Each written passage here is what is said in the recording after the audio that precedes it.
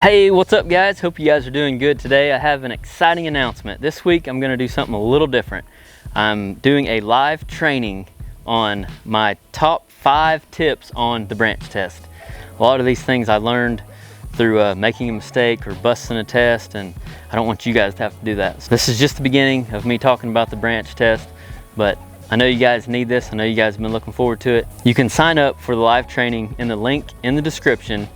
Put in your email. That will notify you before the training goes live, and it will also allow you to get the notes, everything we talked about in the training.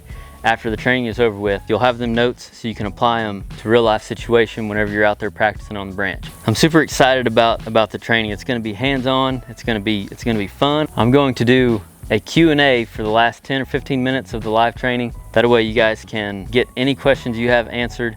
I'm going to be talking more about the branch throughout the rest of the year. So don't forget to subscribe and hit the notification bell. That way you get notified anytime I post a new video. I'm looking forward to it. See y'all next Friday. Remember, learn something every day.